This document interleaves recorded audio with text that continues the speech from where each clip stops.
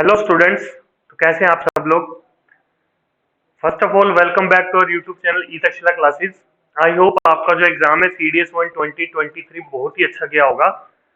In case अगर आपको लगता है कि नहीं भाई कि किन्हीं कारणों की वजह से हमारा जो पेपर है वो इतना अच्छा नहीं गया, तो अभी भी देर नहीं हुई है। CDS 1 2023 आज अप्रैल में हुआ है और अगला जो CDS 2 2023 है वो सितंबर में है।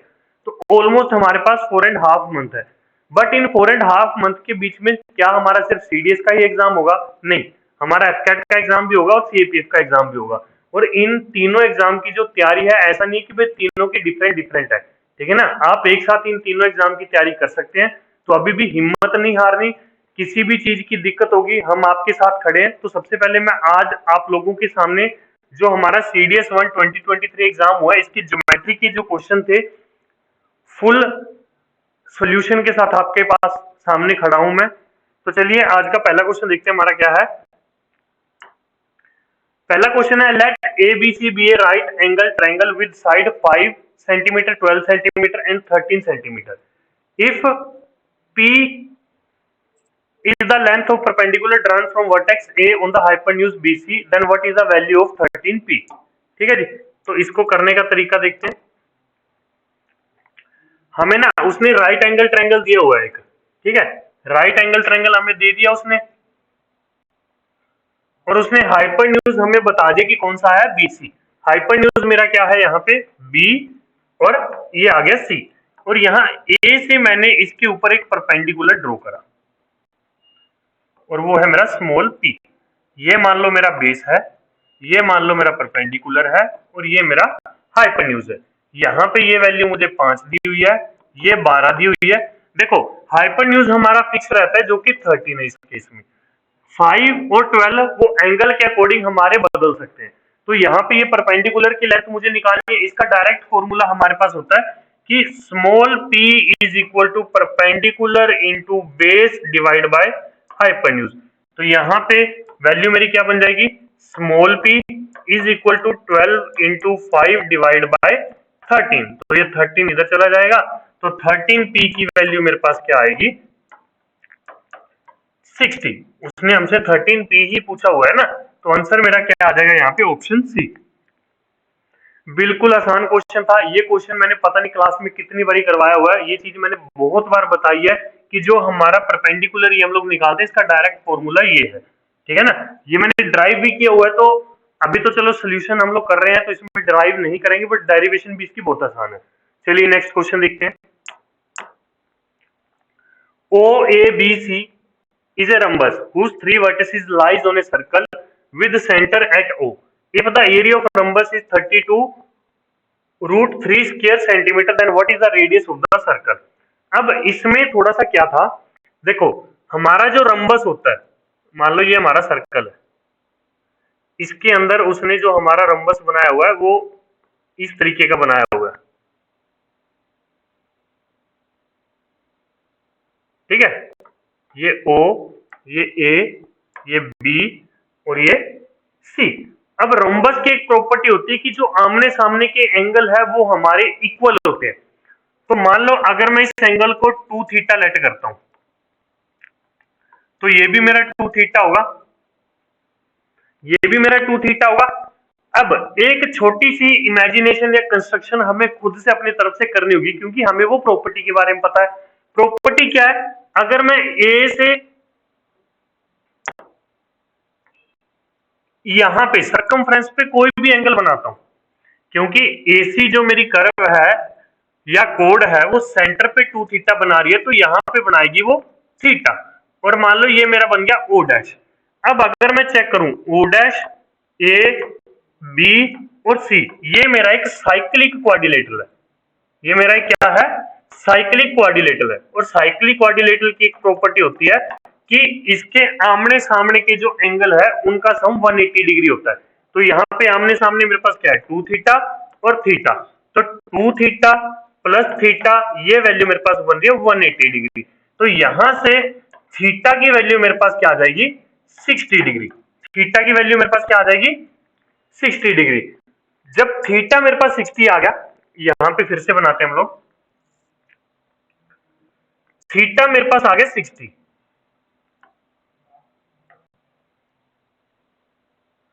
तो ये मेरा कितना था 120 डिग्री, ये भी 120 डिग्री हो जाएगा क्योंकि ये 2 थीटा थे। ये मेरा 60 डिग्री हो जाएगा और ये भी मेरा क्या हो जाएगा 60 डिग्री। अब उसने मुझे इस रोम्बस का एरिया दिया हुआ है, इस रोम्बस का क्या दिया हुआ है एरिया। एरिया ऑफ रोम्बस मुझे कितना दिया हुआ है 32 अंडर रूट 3 सेंटीमीटर स्क्वायर। अब एक चीज चेक करते हैं, रोम्बस का एरिया का फॉर्मूला क्या होता है, half into d1 into d2, मतलब कि जो दो इसके डायगोनल है उनके प्रोडक्ट का हाफ। तो अब मैं निकालूंगा इनके डायगोनल। सबसे पहले अगर मैं इस डायगोनल की बात करूं, ओ से लेके बी तक, ओ से लेके बी, ओ से लेके ए और ओ से लेके सी, ये तीनों के तीनों मेरे रेडियस है, ठीक है ना। तो मतलब कि d1 मेरा यहाँ पे क्या बन गया, अगर मैं d1 की बात करूं तो d1 मेरे पास यहाँ पे आ रहा है स्मॉल आर, ठीक है जी। अब d2 की अगर मैं बात करूं, d2 की अगर मैं बात करूं तो यहाँ पे एक मिनट पहले हम इसको रब कर देते हैं, ठीक है। d2 मेरा बनेगा यहां से यहां तक, d2 मेरा यहां से यहां तक बनेगा। तो अब मैं क्या करूंगा, यहां पे लगाऊंगा कोसाइन फॉर्मूला। कोसाइन फॉर्मूला इस ट्रायंगल में ओ ए सी, ये मेरा स्मॉल आ रहा है, ये मेरा स्मॉल आ रहा है और ये मेरा d2 है। अब मुझे निकालना है d2 और ये मुझे दिया हुआ 120 डिग्री। तो यहाँ पे जो मेरा 120 डिग्री है इसको मैं पुट करूंगा cos 120, cos 120 is equal to R square plus में ये वाला आर स्क्वायर माइनस में d2 square divide by 2 time R square. तो cos 120 होता है मेरा -1/2, तो 2r स्क्वायर माइनस d2 का square divide by 2r square, तो 2 से 2 गया। यहाँ पे d2 की वैल्यू मेरी आएगी √3r, d2 की वैल्यू क्या आई √3r और d1 की वैल्यू क्या आई r। तो ये वैल्यू मैं यहाँ पुट करता हूँ, half into R into √3r is equal to 32√3। तो √3 से √3 गया और ये 2 चला जाएगा इधर, तो आर स्क्वायर की वैल्यू मेरे पास आ जाएगी 64 और आर की वैल्यू आ जाएगी 8। आर की वैल्यू क्या आ गई 8 सेंटीमीटर। तो मेरा यहाँ पे आंसर क्या आ गया, उसने रेडियस ही हमसे पूछा हुआ है ना कि रेडियस ऑफ द सर्कल, तो वो मेरे पास आ गया ऑप्शन सी, ठीक है जी। बहुत ही मतलब अच्छा क्वेश्चन था ये, टफ क्वेश्चन नहीं था, बस इसने 2-3 कंसेप्ट को मिक्स करा, इस वजह से बच्चों को लगेगा कि टफ है। टफ मेरे को नहीं लगता इसमें कुछ भी था, ठीक है जी। चलिए अगला क्वेश्चन देखते हैं। What is the area of circle approximate inscribed in A triangle with side length 12, 16 and 20। अगर मैं 12, 16 एंड 20 की बात करूं ना तो ये एक मुझे राइट एंगल ट्रायंगल दिख रहा है। इन केस आपको नहीं भी दिखता तो इंस्क्राइब्ड की बात कर रहा है ना, तो आपको इन सर्कल बनाना है, ठीक है। ये मेरा ट्रायंगल है, ये मेरा ट्रायंगल है, तो ट्रायंगल के अंदर ये इन सर्कल मेरा बन रहा है। अब मुझे इन सर्कल की चाहिए इन रेडियस, ठीक है ना। यहाँ पे एक साइड मुझे 12 दी हुई है, एक 16 दी हुई है और जो हाईएस्ट साइड है वो मेरी 20 हो जाएगी। अब ये है तो एक ट्रिपलेट ही ना, ट्रिपलेट है तो मतलब कि मेरा जो एंगल है, सॉरी ट्रायंगल है, वो एक राइट एंगल ट्रायंगल बनेगा।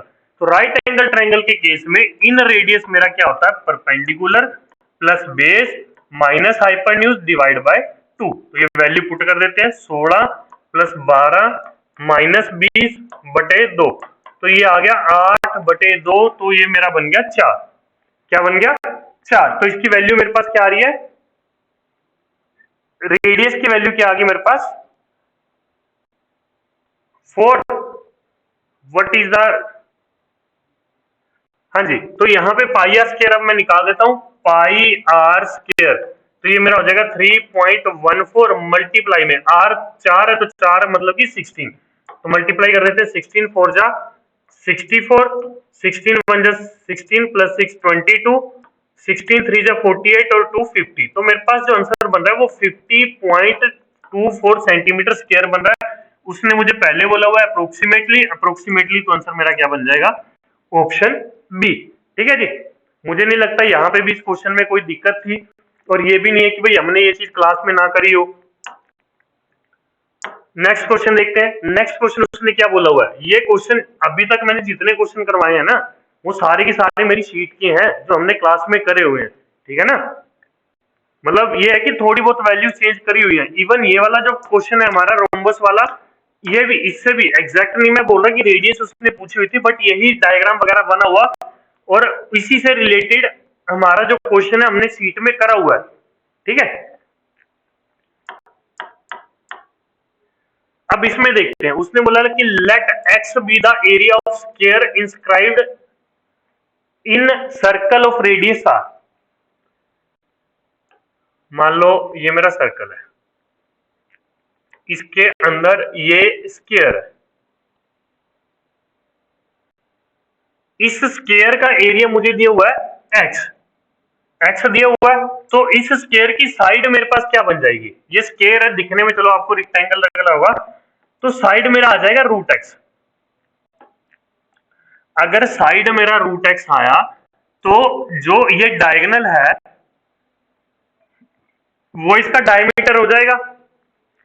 पाइथागोरस लगा के ये भी रूट एक्स है, ये मेरा आ जाएगा रूट 2x।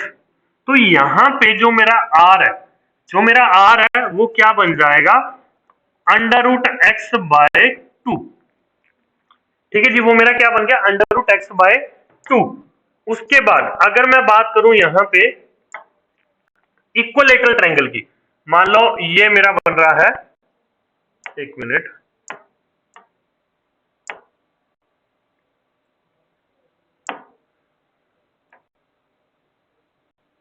मान लीजिए ये मेरा इक्वलेटरल ट्रायंगल है।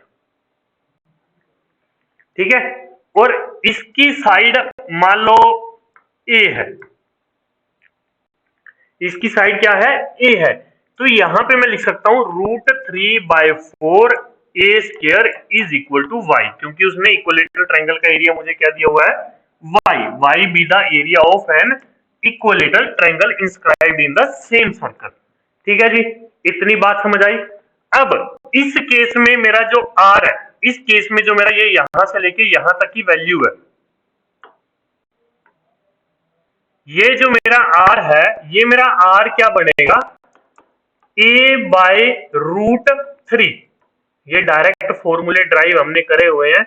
इक्वलेटरल ट्रायंगल के केस में इन रेडियस मेरा क्या होता है, सॉरी सरकम रेडियस मेरा क्या होता है, सरकम रेडियस है ये,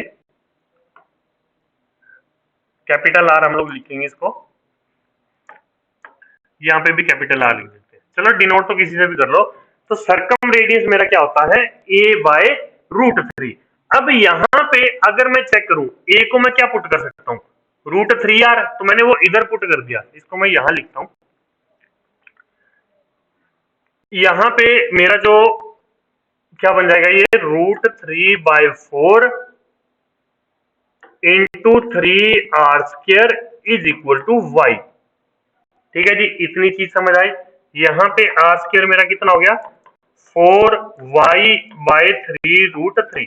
और अगर मैं इसकी बात करूं तो यहां पे r² मेरा क्या बनेगा, x/2। ठीक है जी, तो इन दोनों को अब मैं क्या करूंगा, इक्वल पुट कर दूंगा। यहां पे r² is equal to x/2 आ रहा है मेरा, एक तो आ रहा है r² is equal to x/2, और दूसरी तरफ मेरे पास आ रहा है r² is equal to 4y/3√3। जब इनकी लेफ्ट हैंड साइड इक्वल है तो इनकी राइट हैंड साइड भी इक्वल होगी। ठीक है, तो इनकी राइट हैंड साइड को इक्वल कर देते हैं, x/2 is equal to 4y/3√3, cross multiply कर दीजिए, 3√3 इज इक्वल टू 3√3x,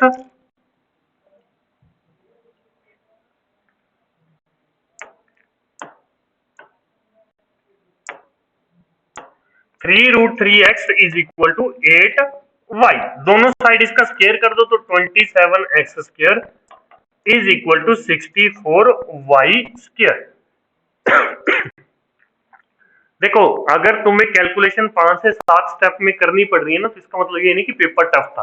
ठीक है ना, अब तुम्हारी प्रोसेसिंग थोड़ी फास्ट भी होनी चाहिए। तो इस पर्टिकुलर केस में हमारा आंसर क्या आ गया, ऑप्शन बी। ठीक है जी, बात समझ आ गई। ये क्वेश्चन भी हमारी शीट का है, डिट्टो क्वेश्चन है, बस उसमें एक्स और वाई उसने हमें जो है वो इक्विलेटरल ट्रायंगल की साइड दे रखी थी, यहाँ पे उसने एरिया दिया हुआ था, तो एरिया से मैं साइड निकाल सकता था। ठीक है जी, चलिए अगला क्वेश्चन देखते हैं। If the length of a rectangle is increased by this percent, then what percent should be the width of rectangle be decreased in order to maintain the same area? अब इससे आसान क्वेश्चन पूरे paper में मुझे कोई मिलेगा, ठीक है ना। मैंने क्लास में एक चीज पढ़ाई हुई है तुम्हें कि दो वैल्यू का प्रोडक्ट अगर मुझे कांस्टेंट रखना हो, यहाँ पे लेंथ इंटू विड्थ का एरिया जो मुझे है प्रोडक्ट है वो कांस्टेंट रखना है। इसमें से लेंथ मेरा इंक्रीज हो रहा है 62:2/3%, मतलब कि ये फ्रैक्शन वैल्यू 2/3 होगी। तो यहाँ पे जो मेरा डिनोमिनेटर है इसको मैं लेंथ लेट करता हूँ 3 से कितनी होगी वो 3 और 2 5 तो विड्थ मेरी कितनी हो जाएगी 5 से 3। मैंने ये चीज बताई थी कि अगर किन्हीं भी दो वैल्यू का प्रोडक्ट मुझे कांस्टेंट रखना हो, उनमें से किसी एक वैल्यू की रेशियो मुझे दे रखी है। जो ये परसेंटेज इंक्रीज दी हुआ है ना वो बेसिकली रेशियो ही है कि लेंथ मेरा 3 से 5 हुआ, तो उसी की इनवर्स रेशियो में दूसरी चीज डिक्रीज हो जाएगी, तो विड्थ मेरी यहाँ पे 5 से 3 हो जाएगी। ठीक है, तो कितना चेंज हुआ 2/5 गुणा में 100, तो क्या आंसर आ जाएगा मेरा यहाँ पे 40%। तो option C is the right answer here. ठीक है जी, अगला क्वेश्चन देखते हैं। What is the maximum area that can be covered by three non-intersecting circles drawn inside a rectangle of side 8 cm and 12 cm? तो देखिए ये मान लो हमारा रेक्टेंगल है, ठीक है, यहाँ पे ये 12 सेंटीमीटर है और ये मेरा 8 सेंटीमीटर है। यहाँ पे थोड़ा सा ना तुम्हारा इनोवेशन या इनोवेटिव माइंड काम आएगा। अब मैं क्या करता हूँ, अगर मान लो ये यहाँ पे मैंने ऐसे एक लाइन ड्रॉ करी, मतलब 8 सेंटीमीटर में, तो एक मेरा स्क्वायर बन गया, एक सर्कल तो मैं बनाऊंगा इसके अंदर। अब इधर मेरे पास ये 4 बच गया और ये मेरे पास 8 बचा हुआ है, तो मैं इस 8 को भी हाफ हाफ डिवाइड कर देता हूँ। तो अब यहाँ पे भी 4 बच गया और नीचे भी 4 बच गया, तो 2 सर्कल मैं बनाऊंगा यहाँ पे। तो 2 सर्कल मैं बनाऊंगा यहाँ पे, ठीक है जी। 2 सर्कल मैंने बनाए यहाँ पे। अब देखते हैं इसका डायमीटर मेरे पास कितना दिख रहा है मुझे 8 सेंटीमीटर, तो रेडियस कितनी होगी 4, तो इसका एरिया मेरे पास क्या आ जाएगा 4 स्क्वायर इंटू पाई, मतलब कि 16 पाई। इसकी डायमीटर हो गया 4, तो रेडियस होगी इसकी 2 और इसकी भी रेडियस होगी 2, तो इन दोनों का एरिया मिला के मेरे पास कितना हो जाएगा 2 गुणा पाई गुणा 2 का स्क्वायर, तो कितना बन गया ये 8 पाई।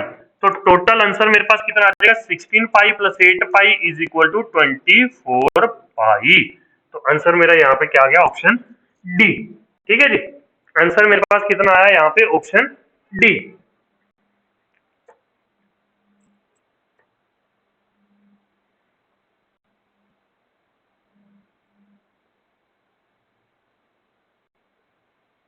चलिए जी अगला क्वेश्चन करते हैं। अगला क्वेश्चन हमारा ये है,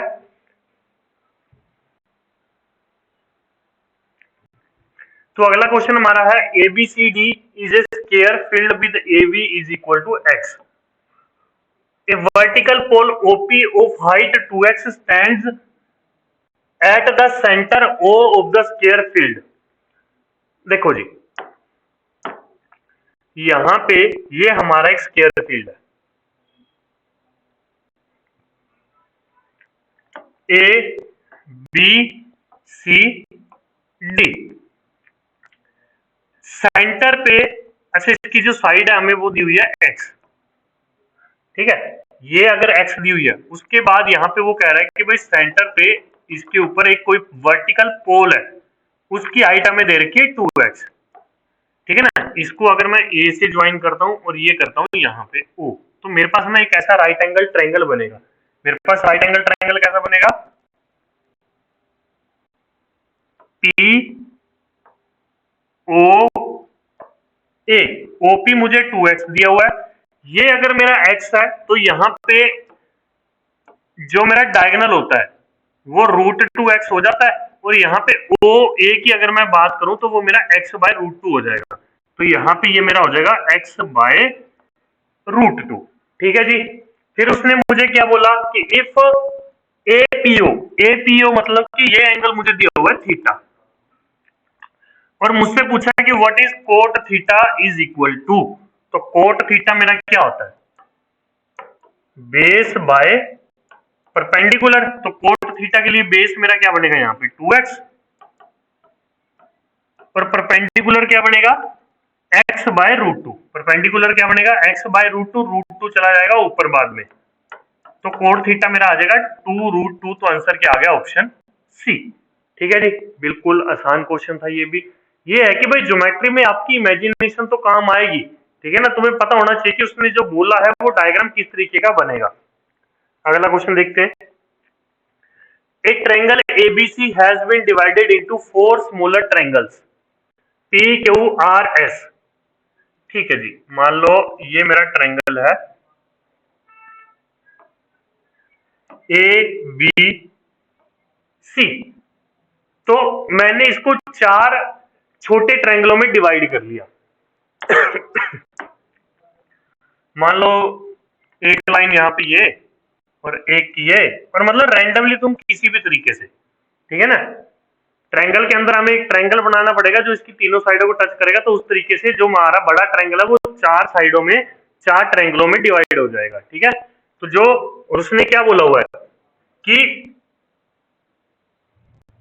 P जो है वो वर्टेक्स A को इंक्लूड करता है, P, और R जो है वो B को, और S जो है वो C को। जो मेरा P ट्रायंगल है वो वर्टेक्स A को कंटेन करता है, तो मतलब कि ये मेरा P ट्रायंगल है। मान लो मैंने ये ले लिया D, और ये ले लिया E, और ये ले लिया F, और जो R है वो ये वाला ट्रायंगल है, और जो S है वो ये वाला ट्रायंगल है, तो ये मेरा बच गया Q। ठीक है जी। अब देखते हैं, मान लो ये साइड मेरी स्मॉल ए है, ये साइड मेरा स्मॉल बी है, ये स्मॉल सी है, ये स्मॉल डी है, ये स्मॉल ई है, ये स्मॉल एफ है, स्मॉल आई, स्मॉल जी, और स्मॉल एच। तो यहां पे अगर मैं पेरीमीटर ऑफ ट्रायंगल पी की बात करूं, ऑफ ट्रायंगल पी जो कि मेरा है ए डी ई, या फिर मैं ब्रैकेट में लिख देता हूं पी, तो इसका जो मेरा पेरीमीटर बनेगा ना वो ए प्लस आई प्लस एफ बनेगा। क्या बनेगा, ए प्लस आई प्लस एफ, और जो कि मुझे उसने दिया हुआ है 16 सेंटीमीटर के equal. Similarly triangle B D F, ये जो मेरा ट्रायंगल है वो आर है, इसका पेरीमीटर मेरा क्या बनेगा, बी प्लस सी प्लस जी, और इसकी वैल्यू मुझे दी हुई है उसने 4 सेंटीमीटर। ठीक है ना, मैंने ट्रायंगल बीडीएफ लिखा, यहाँ पे कलर चेंज, देखो ये ट्रायंगल बीडीएफ जो मैंने लिखा यहाँ पे वो ये वाला है, उसकी एक साइड बी है, एक जी है, और एक ये सी है, तो मैंने उन तीनों का सम यहाँ पे लिख दिया। ठीक है जी। फिर उसके बाद मैं बात करता हूँ ट्रायंगल एस की। ट्रायंगल एस मेरा जो बन रहा है वो बन रहा है ट्रायंगल एफ सी और ई। अब इसमें साइड कौन कौन सी है, एक डी है, प्लस एक एच है, प्लस एक ई है, और ये वैल्यू मुझे दे रखी है 12 सेंटीमीटर। ठीक है जी। फिर मैं बात करता हूं ट्रायंगल क्यू की, पेरीमीटर ऑफ ट्रायंगल क्यू, उसमें साइडें मेरे पास कौन कौन सी है, एक एच है, एक जी है, और एक आई है। एक एच है, एक जी है, और एक आई है, ये वैल्यू मुझे दे रखी है उसने 12 सेंटीमीटर। ठीक है ना। अब एक चीज देखना यहां पे, अगर मैं P plus R plus S में से क्यू को माइनस कर दूं, तो मेरे पास जो बड़ा ट्रायंगल है ना उसका पेरीमीटर आ जाएगा। ठीक है ना। बड़े ट्रायंगल के पेरीमीटर के लिए मेरे को क्या क्या चाहिए, ट्रायंगल ए बी सी के पेरीमीटर के लिए मेरे को चाहिए ए प्लस में बी प्लस में सी प्लस में डी प्लस में ई प्लस में एफ, यही चीजें चाहिए ना, ए बी सी डी और यहाँ पे ये ई और यहाँ पे ये एफ, ठीक है। और अगर मैं यहाँ पे पी आर और एस के पेरीमीटर में से क्यू का पेरीमीटर माइनस कर दूं, क्यू में क्या क्या आ रहा है, एच आ रहा है, जी आ रहा है और आई आ रहा है, तो यहां से भी एच जी और आई हट जाएगा, तो मेरे पास क्या बचा ए एफ जो कि यहां पे भी है, A F B C D E, तो मतलब कि हमारा जो आंसर है वो P plus R plus S minus Q से आएगा। तो कितना बन जाएगा यहाँ पे 16 प्लस 4 प्लस 12 माइनस 12, तो मेरे पास आंसर आ जाएगा 20 centimetre, which is option B. I hope आपको क्वेश्चन समझ आया होगा। ये भी क्वेश्चन कोई टफ नहीं था, ठीक है ना। अब ये पहली बार इस तरीके का कोई क्वेश्चन पूछा गया तो इसका मतलब ये नहीं कि वो टफ होगा, थोड़ा सा दिमाग लगाओगे सारी चीजें तुम्हें पता चल जाएंगी। अगला क्वेश्चन देखते हैं। आगे जो क्वेश्चन है ना हमारे, वो डाटा सफिशिएंसी के है, ठीक है। उसमें उसने हमें क्या करा होगा, जैसे ये है, हमें क्वेश्चन दे दिया, हमें स्टेटमेंट 1 दे दी और स्टेटमेंट 2 दे दी।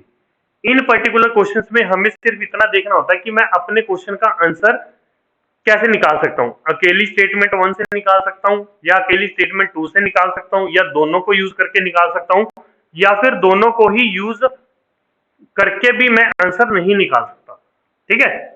तो इसमें उसने मुझे कंडीशन दी हुई है कि अगर choose this option if the question can be answered by one of the statement alone but not by other, अगर दोनों में से किसी भी एक स्टेटमेंट से मैं आंसर निकाल पा रहा हूं तो आंसर मेरा होगा ए।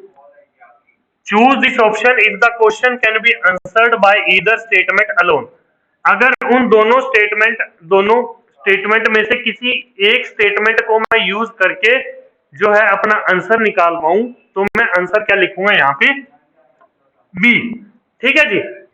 फिर अगला उसने बोला हुआ है कि choose this option if question can be answered by using both statement together but can't answered by using either statement alone, कि अगर मैं दोनों की दोनों स्टेटमेंट को यूज करके आंसर निकाल रहा हूं बट किसी एक अकेली को यूज करके आंसर नहीं आ रहा तो मैं यूज करूंगा सी। अगर दोनों को ही यूज करके मैं आंसर नहीं निकाल पा रहा तो आंसर मेरा रहेगा डी, ठीक है जी। चलिए देखते हैं क्वेश्चन सब। उसने पूछा what is the area of circle, तो एरिया ऑफ सर्कल निकालने के लिए हमें रेडियस चाहिए होती है, तो पहले स्टेटमेंट 1 को देखते हैं। स्टेटमेंट 1 ने हमें आर्क लेंथ दे दी और ये बता दिया कि सेंटर पे कितना एंगल बना रहा है, ठीक है ना। तो आर्क लेंथ का फॉर्मूला हमारा क्या होता है, 2 pi r theta into 360 is equal to हमारा आर्क लेंथ, ठीक है ना। अभी यहाँ पे मुझे आर्क लेंथ भी उसने 7 दी हुई है, ये थीटा भी 30 बटे 360 दिया हुआ है और 2 पाई आर। अब एक ही चीज रहेगी ना, तो इस इक्वेशन से मैं अपना आर निकाल दूंगा, तो मतलब स्टेटमेंट 1 से मेरा आंसर आ जाएगा। स्टेटमेंट 2 से चेक करते हैं। स्टेटमेंट 2 कह रहा है कि code of length 10 centimetre subtends an angle 90 degree at the centre of circle, कि ये मेरा अगर सर्कल है, यहाँ पे ये 10 सेंटीमीटर की कोई मेरी कोड है, तो ये सेंटर पे कितना एंगल बना रही है 90 डिग्री का। ये स्मॉल आर हो गया, ये भी स्मॉल आर हो गया और यहाँ पे ये 10 हो गया। तो मैं यहाँ पे पाइथागोरस थ्योरम लगा के आर की वैल्यू निकाल सकता हूँ। पाइथागोरस थ्योरम लगा के क्या कर सकता हूँ, अपनी रेडियस की वैल्यू निकाल सकता हूँ। तो यहाँ स्टेटमेंट 2 से भी मैं आर निकाल सकता हूँ। तो दोनों की दोनों स्टेटमेंट में से मैं किसी एक को यूज करके अपना आंसर निकाल सकता हूँ। तो इसका आंसर मेरे पास क्या आ जाएगा, ऑप्शन बी। आंसर मेरा क्या आ जाएगा, ऑप्शन बी। नेक्स्ट क्वेश्चन देखते हैं। सॉरी ये क्वेश्चन रिपीट हो गया। Is this triangle right angle triangle, चलो देखते हैं। स्टेटमेंट 1 में कह रहा है the length of the line segment joining the mid points of two sides of triangle is half of the third side of triangle, कि अगर मेरा ये ट्रायंगल है तो मैं दो लाइनों के मिड पॉइंट को अगर ज्वाइन करूं तो वो थर्ड का हाफ होगा, कि अगर ये मेरा 2x है तो ये मेरा x होगा। तो ये हर एक ट्रायंगल में होता है, एवरी सिंगल ट्रायंगल में ये प्रॉपर्टी हमारी अप्लाई होती है। तो इस पर्टिकुलर प्रॉपर्टी से मैं नहीं बोल सकता कि मेरा जो ट्रायंगल है वो एक राइट एंगल ट्रायंगल है, ठीक है ना। तो स्टेटमेंट 1 से तो मेरा आंसर नहीं आएगा। स्टेटमेंट 2 में उसने मुझे एंगल का रेशियो दे दिया 1:2:3। तो 1:2:3 रेशियो अगर दे दिया तो एंगल में फाइंड आउट कर सकता हूँ 30 डिग्री, 60 डिग्री और 90 डिग्री। 30 डिग्री, 60 डिग्री और 90 डिग्री। तो मतलब स्टेटमेंट 2 से मैं अपना आंसर निकाल सकता हूँ, ठीक है ना। मान लो यहाँ पे रेशियोस ने कुछ और भी दी होती ना, तब भी मैं स्टेटमेंट 2 से अपना आंसर निकाल सकता था, क्योंकि इस पर्टिकुलर क्वेश्चन का आंसर यस और नो में आएगा मेरे पास, ठीक है ना। अब यहां से चलो आ गया कि भाई वो मेरा राइट एंगल ट्रायंगल है, तो मतलब कि दोनों में से किसी एक स्टेटमेंट को मैं यूज करके अपना आंसर निकाल सकता हूं, बट जो दूसरी बच गई उसको मैं यूज करके अपना आंसर नहीं निकाल सकता। तो मेरा आंसर यहां पे बन जाएगा ऑप्शन ए। अगला क्वेश्चन देखते हैं। The length of two longer sides of a triangle are 25 and 24 centimetre, ठीक है जी, 25 और 24 centimetre. What is the length of the shortest side. Statement 1 में तो मुझे दे दिया उसने रेशियो, रेशियो से मुझे पता चल गया कि मेरा ये राइट एंगल ट्रायंगल है। जब वो राइट एंगल ट्रायंगल है तो दो साइडें दे रखी है, तो तीसरी साइड में ऑटोमेटिकली निकाल लूंगा। तीनों साइडें जब मुझे पता चल गई तो मतलब शॉर्टेस्ट लेंथ भी पता चल जाएगी। बात समझ आई। तो स्टेटमेंट 1 से तो डेफिनेटली मेरा आंसर आ जाएगा। स्टेटमेंट 2 को अगर मैं चेक करूं, स्टेटमेंट 2 को अगर मैं चेक करूं, मान लो ये मेरा ट्रायंगल है ए बी सी। अब उसने बोला what is the length of perpendicular, length of the shortest side. अच्छा, the length of perpendicular drawn on the longest side of triangle. मान लो ये मेरा 25 सेंटीमीटर है, यहां से मैंने इसके ऊपर परपेंडिकुलर डाला, ये मान लो 24 है, और ये परपेंडिकुलर की लेंथ मुझे दे रखी है 6.72 सेंटीमीटर। अब पाइथागोरस लगा के, पाइथागोरस थ्योरम लगा के मैं यहाँ पे ना ये वाली वैल्यू निकाल सकता हूँ। मान लो ये जो मेरा ए है ये मैं फाइंड आउट कर सकता हूँ। जब मुझे ये पता चल गया तो मुझे ये वैल्यू भी पता चल जाएगी 25 माइनस ए, ठीक है ना।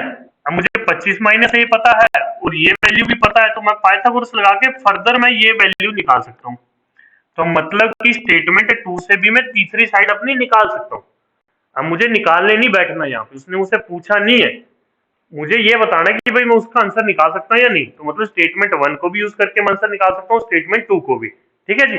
तो दोनों की ही स्टेटमेंट को मैं यूज करके आंसर निकाल सकता हूँ, मतलब कि one statement at A time.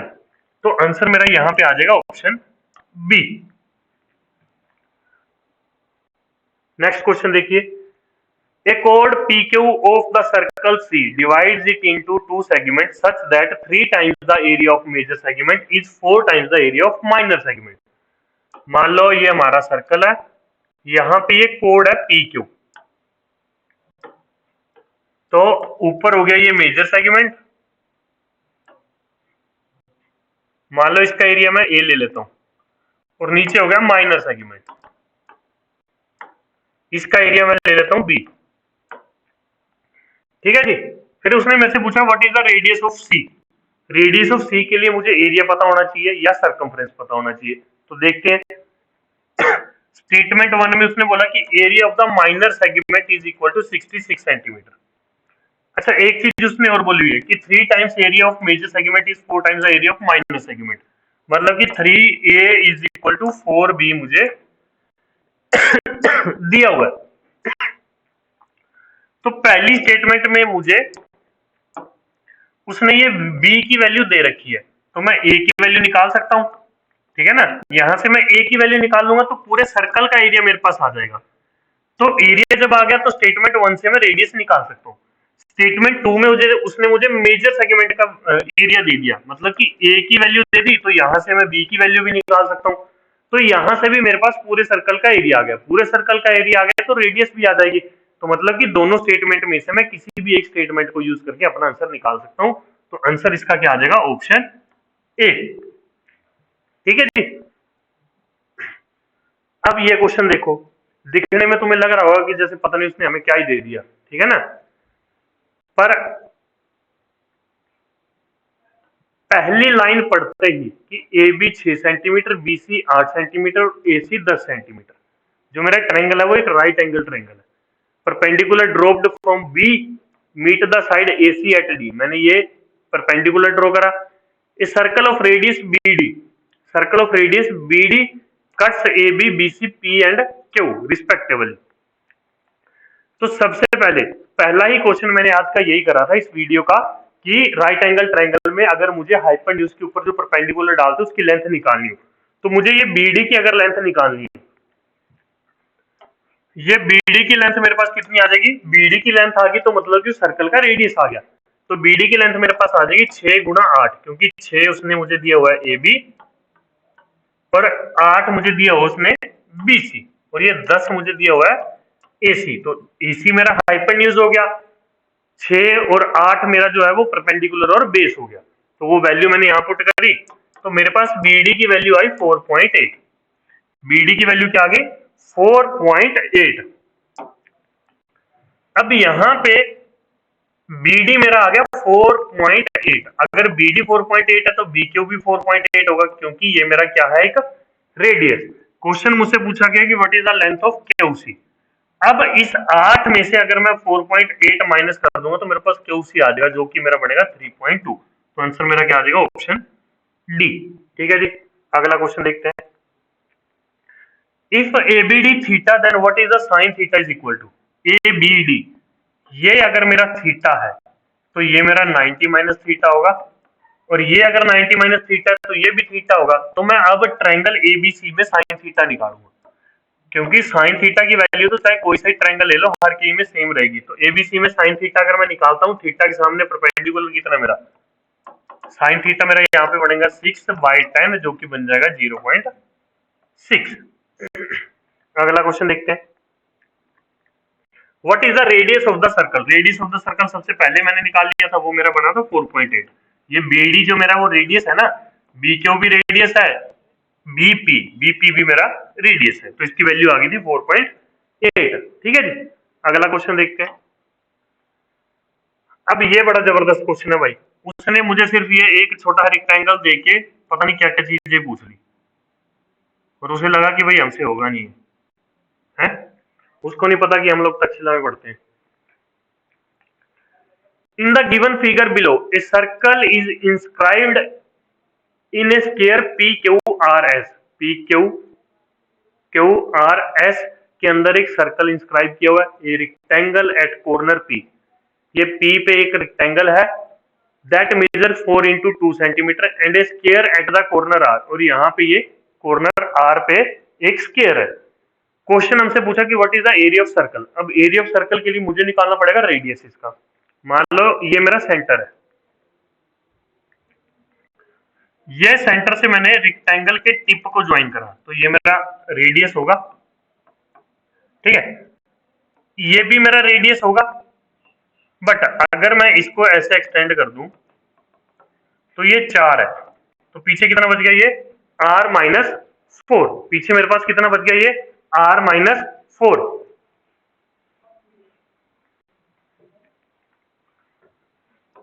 ठीक है ना, ये यहां से लेके यहां तक r-4 बच गया।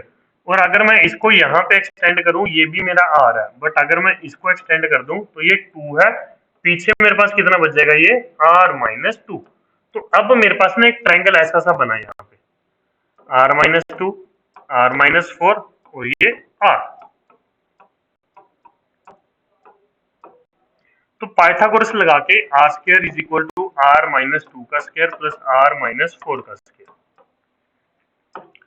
r square plus 4 minus 4r, r square plus 16 minus 8r।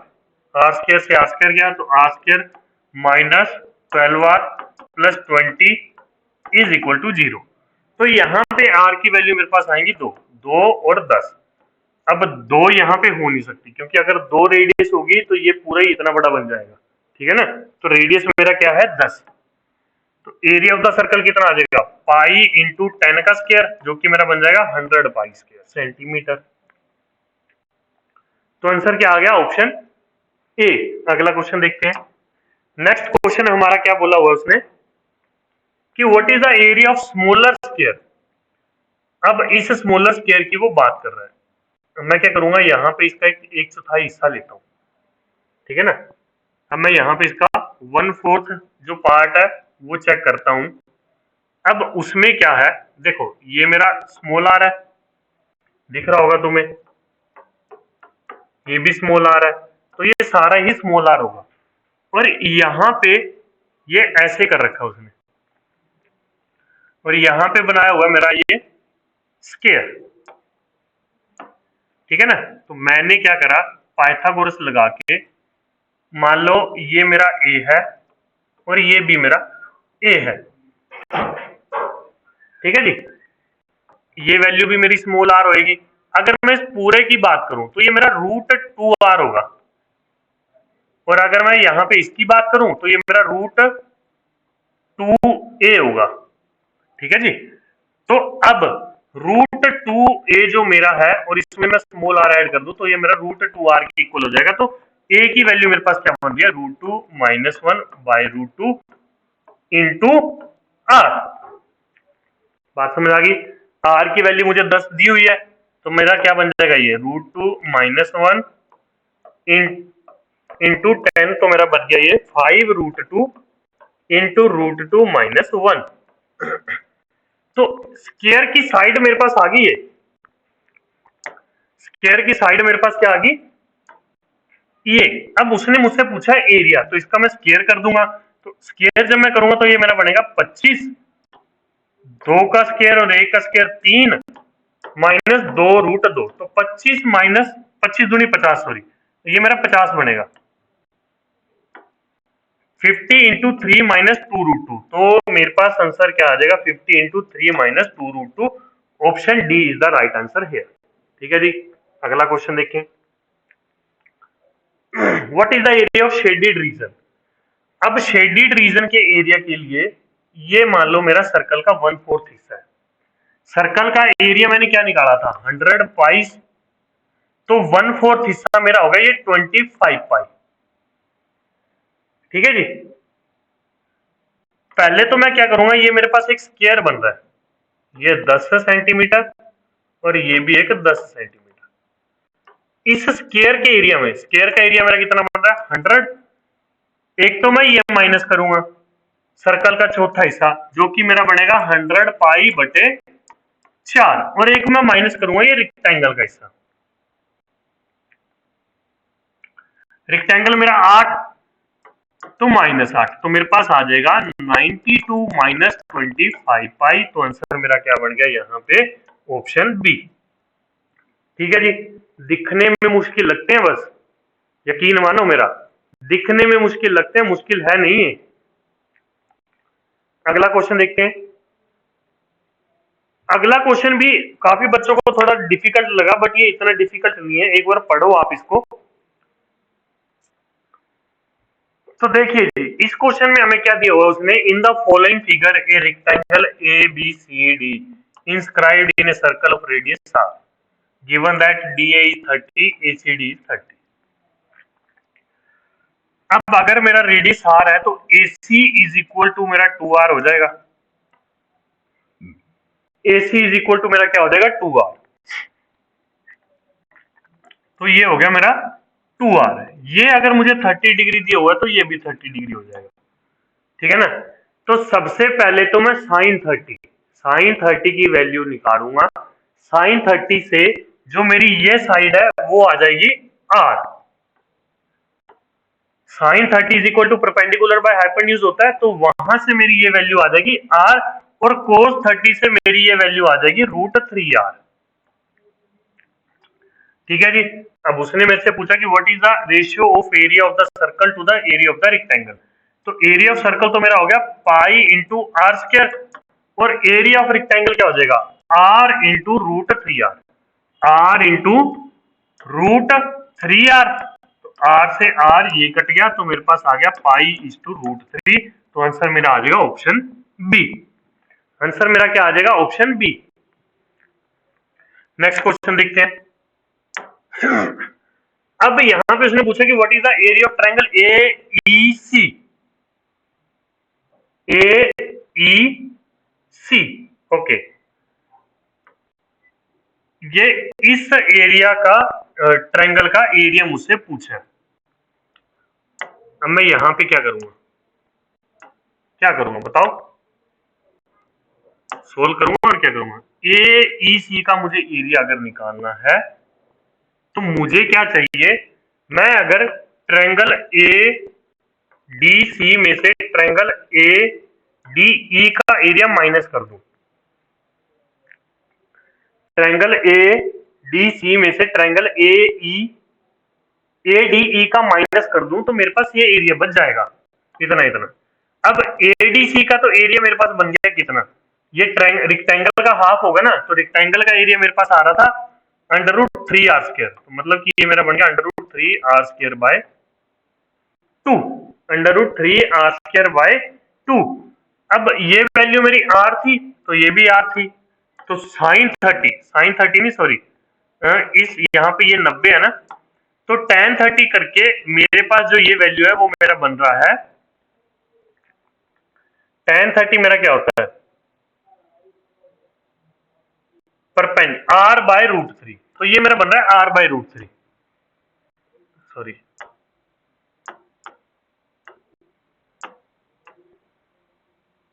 ये वैल्यू r/√3 और ये वैल्यू मेरा r बन रहा है, तो इसका एरिया मेरे पास कितना आ गया?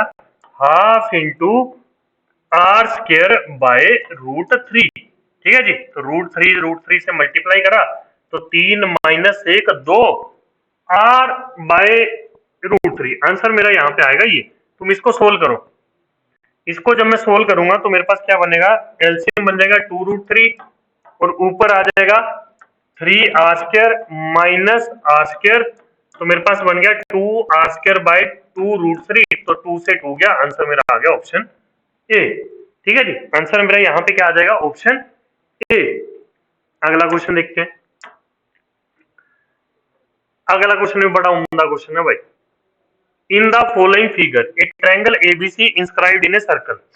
ये triangle ABC, A B C, इसकी बात कर रहा है, ए बी और C, with centre at O P O A, ये मुझे दिया x डिग्री, और ओ क्यू बी ये दिया है y degree. Further O B is equal to B Q, O B मतलब ये बी क्यू के इक्वल है। ठीक है ना, पहले मैं ये सब इरेज कर देता हूं। अब उसने पूछा कि what is the relation between X and Y. अब एक चीज देखते हैं यहाँ पे, ओ बी और बी क्यू मुझे इक्वल दिया हुआ उसने, ओ बी जो है वो बी क्यू के इक्वल दिया हुआ है। तो अगर मैं ट्रायंगल यहाँ पे ये बात करूं बी क्यू और ओ की, ये और ये इक्वल दिया हुआ है, इसके सामने ये y डिग्री मुझे दे रखा है, तो इसके सामने ये भी y डिग्री होगा, तो मतलब कि ये y डिग्री अगर मेरे पास है तो ये भी y डिग्री होगा। और अगर मैं इसको एक्सटेंड कर दूं तो ये इसका एक्सटर्नल एंगल हो गया y + y 2y डिग्री, तो यहाँ पे y + y ये मेरा एंगल हो गया 2y डिग्री। ठीक है जी, अब अगर मैं बात करूं ट्रायंगल ए बी ओ की, OB और OA मेरा रेडियस है, यहाँ पे ये दोनों भी इक्वल है ना, इसके सामने ये 2y है तो इसके सामने ये भी 2y होगा। अब इसका अगर मैं एक्सटर्नल चेक करूं, ये एक्सटर्नल अगर मैं चेक करूं तो ये मेरा बनेगा 4y। ठीक है ना, अब यहां पे अगर एक लाइन जो मेरी ये आ रही है, इसको मैं, हाँ ये और ये, यहाँ पे ये मेरा y डिग्री है तो इतना ये भी y डिग्री होगा। तो यहाँ पे x मेरा बच गया ये वाला ऊपर का हिस्सा, x मेरा बच गया ऊपर का हिस्सा, तो x इज इक्वल टू मेरे पास क्या आ जाएगा 4y - y which is equal to 3y। x is equal to मेरे पास क्या आ रहा है? Option C. ठीक है जी, x is equal to 3y। I hope आपको क्वेश्चन समझ आया होगा। अगला क्वेश्चन देखो, if y is equal to 15 then what is the ACB। ACB मतलब कि ये वैल्यू मुझे निकालनी, इसके लिए मुझे पता होना चाहिए ये। ठीक है, अब ये मेरा y था 15 डिग्री और ये मेरा 3y था तो 45 डिग्री, तो ये मेरे पास आ गया 120 डिग्री। 45 और 15 60, तो ये बच गया 120 डिग्री। तो इस सेंटर पे अगर 120 बन रहा है तो ऊपर कितना बनेगा 60 डिग्री। तो आंसर मेरा क्या आ जाएगा यहाँ पे, option D is the right answer here. तो आज यहाँ पे हमारा जो है ज्योमेट्री के जो क्वेश्चन आए हुए थे सीडीएस 1 2023 के, वो होते हैं कंप्लीट। इसको जितने आसान तरीके से बता सकता था मैंने बताया। मुझे नहीं लगता कि इससे भी आसान कोई तरीका, मतलब चलो वैसे तो हो सकता है, बट कि विद कंसेप्ट जो हमने करा, जिसमें ऐसा भी नहीं थी कि बहुत ज्यादा लंबी लंबी कैलकुलेशन हमने करी। ठीक है जी। तो इसी तरीके से मैं चैप्टर वाइज जो है क्वेश्चन हमारे आए हुए हैं, इस पूरे पेपर का डिटेल्ड सॉल्यूशन आपको यूट्यूब पे मिल जाएगा। तो प्लीज अगर आपको ये वीडियो अच्छी लगी, इसको शेयर करिएगा, सब्सक्राइब करिएगा और जितना हो सके इसको फैला देना, वीडियो को फैला देना, ताकि जो भी बच्चे को जरूरत हो उसके पास ये पहुंच सके। ठीक है जी। चलिए मिलते हैं फिर अगली वीडियो में, तब तक के लिए जय हिंद।